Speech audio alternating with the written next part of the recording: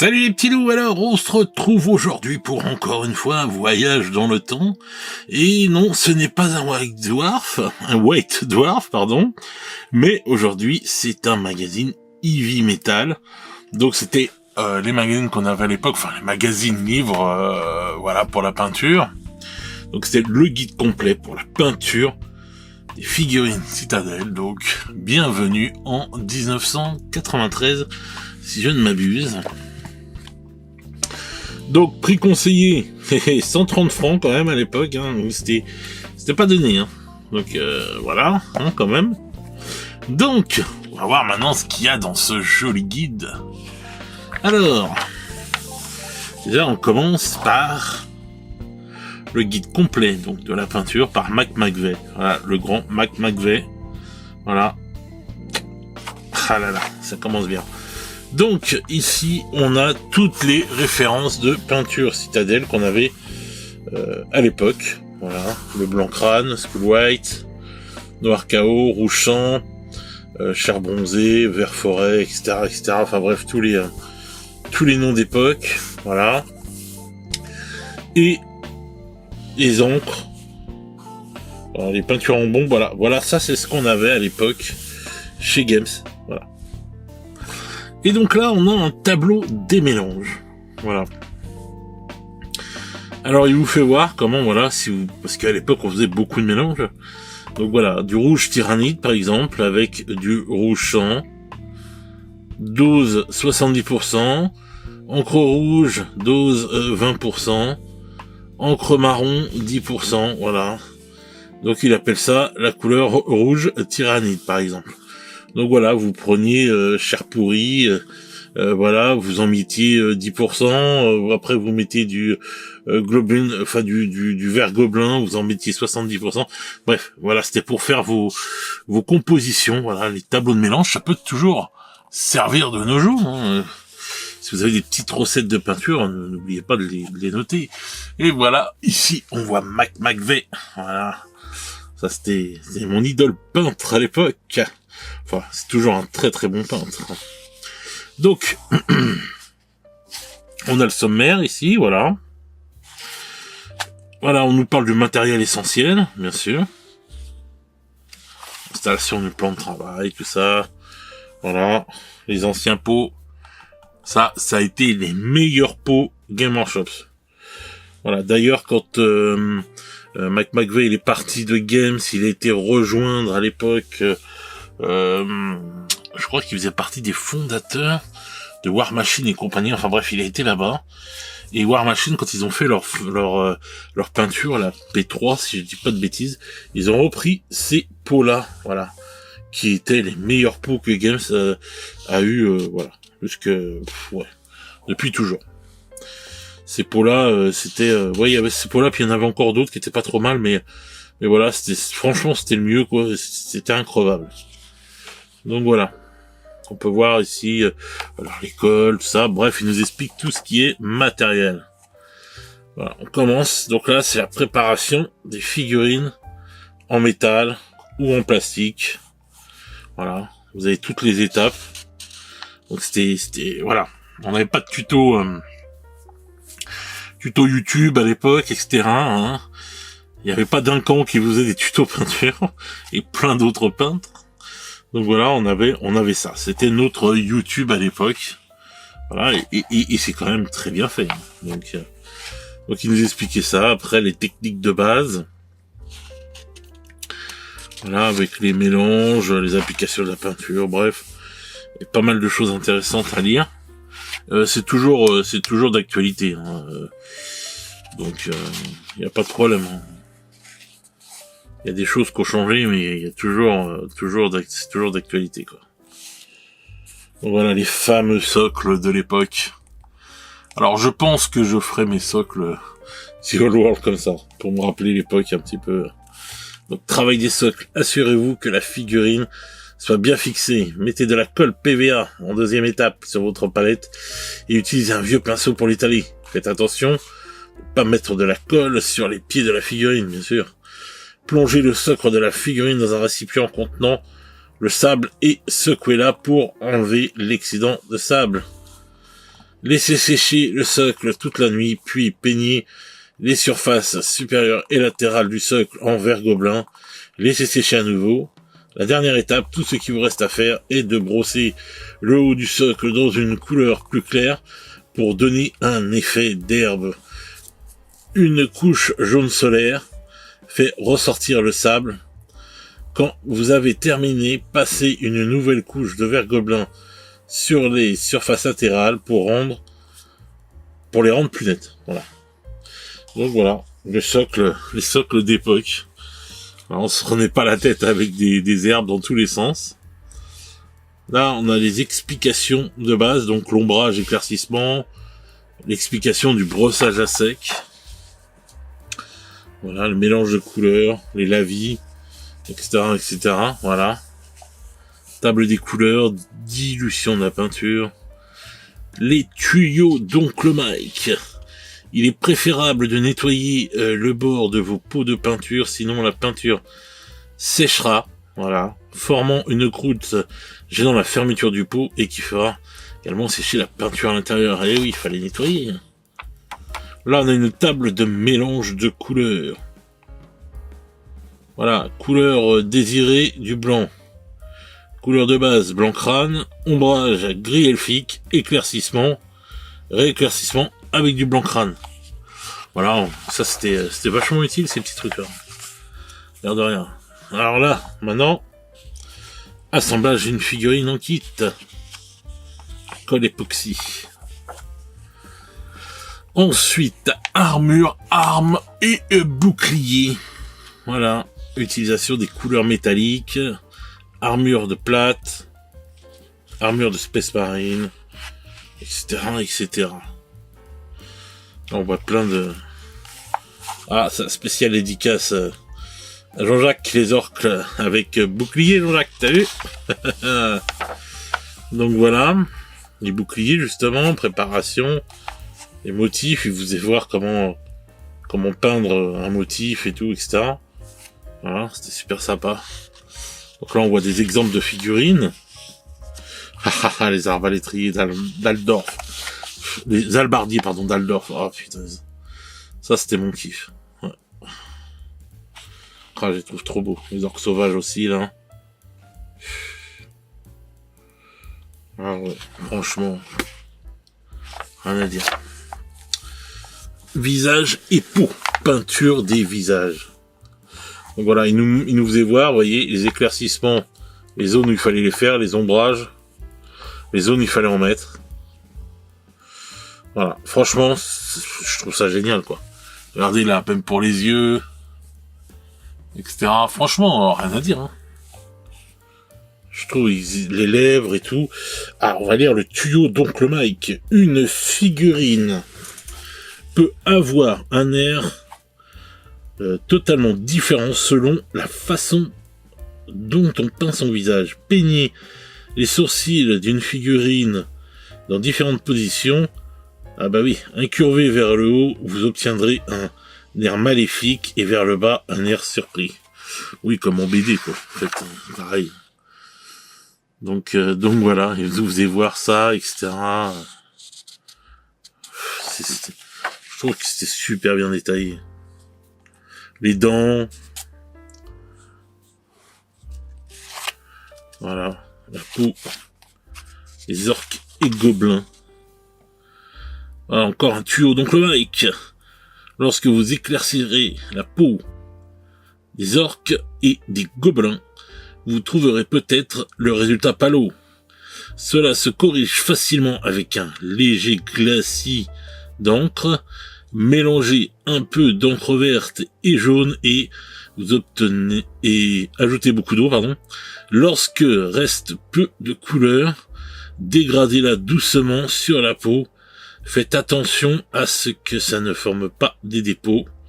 Après quelques couches de ce mélange, vous apercevrez que l'encre rend le vert plus vif et met en valeur les éclaircissements. Voilà, les petits exemples. Les cheveux et à fourrure. C'est vachement complet, hein, l'air de rien. Franchement, si vous obstruez les détails de votre figurine lors du brossage à sec, appliquez simplement un nouveau lavis d'encre. Ouais, fallait y aller doucement, quoi, dans le brossage à sec. Fallait pas faire n'importe quoi non plus. Les motifs de décoration. Voilà, même ça, on vous l'expliquait. Franchement, je trouve que ces livres sont une mine d'or.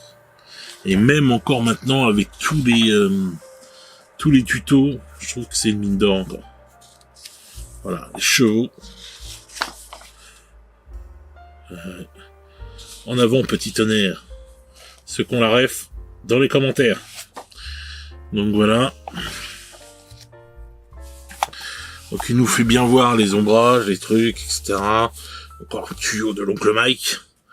Vous voyez là, sur les chevaux, voilà. Les dessins qu'il peut y avoir. Je trouve que c'est génial. Les squelettes.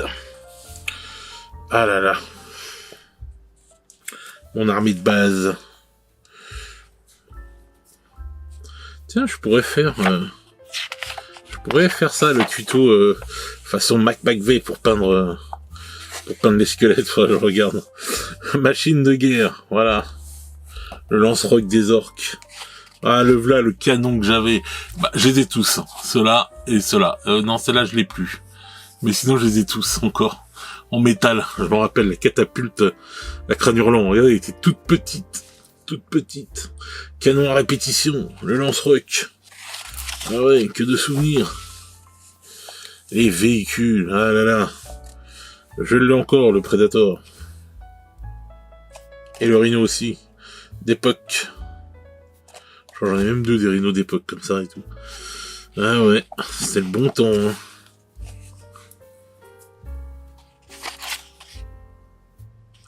Le chariot de guerre des orques. Qui avait disparu après. Voilà, là, les roues et chenilles. Donc là, nous pouvons voir les roues J'adore cette figurine-là aussi. Ça, j'en avais les chars de Tirnarok, je crois, un truc comme ça. Ah là là là là là là, le tank, ah, génial. Génial.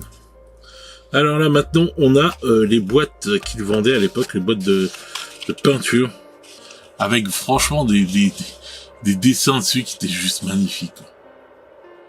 Ah là là, je les trouve trop classe. Ces boîtes de peinture. Et monstre, oh là là, le chaman. D'ailleurs, il a été en vente il y a pas longtemps, lui. Dommage qu'il l'ait pas laissé. Oh, ils refont des make to order de toute façon. Mais je trouve cette figurine juste magnifique, quoi. Elle est tellement cette époque, quoi. Elle représente tellement cette époque, c'est une dinguerie. Alors, il parlait même, vous voyez, des systèmes épiques, des armées, des systèmes épiques. C'était vraiment complet, hein. Voilà. Je trouve que c'est juste génial. Voilà, il vous fait voir. Ah, je vous en ai parlé dans une autre vidéo, ça. Le train des nains. Ah là là. Les petits rhinos, là, faits selon le chaos, etc. Les Space Wolves. Ah là là. Trop bien.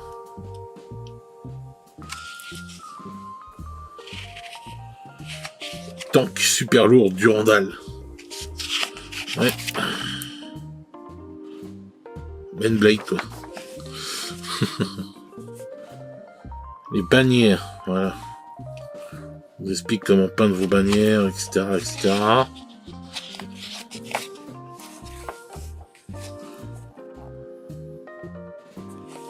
je trouve qu'elles ont un charme dingue, toutes ces figurines là. Mon Dieu. Ah, quand je vois ça, je vous jure. Voilà. On vous expliquait comment faire les décalcos. Nickel. Ah, lui, il en avait plein des décalcos à l'époque. C'était abusé. Avec toutes ces runes dessus.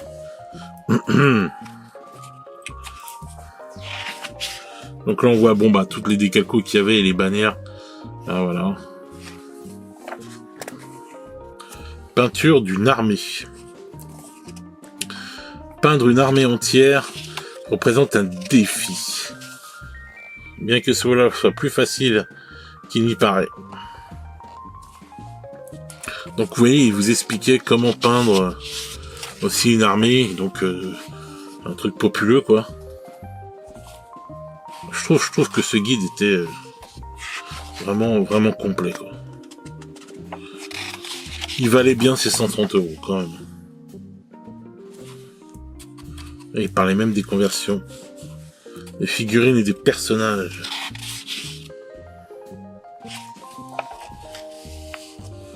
Ah, qu'est-ce que Yarick. Ah, cette armée de vampires là. Elle est juste magnifique. Armée de 3000 points. Quand on voyait ça, on était mais en plein rêve. Avec les qui se lèvent là. Ah ouais. C'est gobelins aussi les orques. Hein. Oh là là. Forteresse squat de Golgotha Prime. Bah c'est ce que je vous avais fait voir là. Avec c'était le même moment quand avec le rapport de bataille dans le dernier White Dwarf que je vous ai fait voir avec Jarvis Johnson et Andy Chambers. Après on avait les techniques avancées pour ceux qui voulaient aller plus loin, vous voyez les dégradés. Trop classe. Et là on est dans le guide Heavy Metal. On pouvait retrouver, ça on pouvait les retrouver dans les White Dwarf.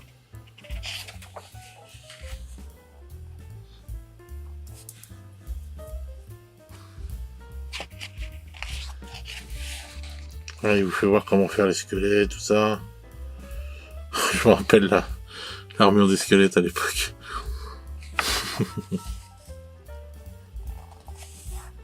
Comment peindre son troll d'eau.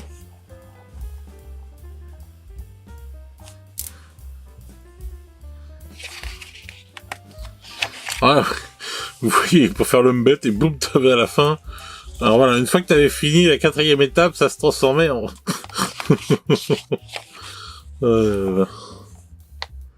en guerrier du chaos.